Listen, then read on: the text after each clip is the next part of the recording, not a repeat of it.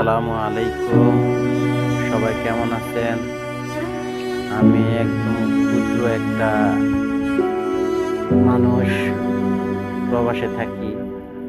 কাজ শেষে বাসায় আইসা একটু রান্না বান্না করতেছিলাম। তো রান্নাটা কেমন হয়েছে একটু জানাবেন। আর সবাই একটু শেয়ার করবেন, লাইক করবেন, একটু পাশে থাকবেন। প্রবাসীরা আসলেই অনেক কষ্ট। কাজ শেষে বাসায় এসে নিজের পাক করতে হয়, নিজে রান্না করতে হয়, নিজেই খেতে হয়। প্রবাসীদের কষ্ট যারা প্রবাসে না আসছে, যারা দেশে আছে তারা কেউ বুঝবে না প্রবাসীদের যে কত কষ্ট।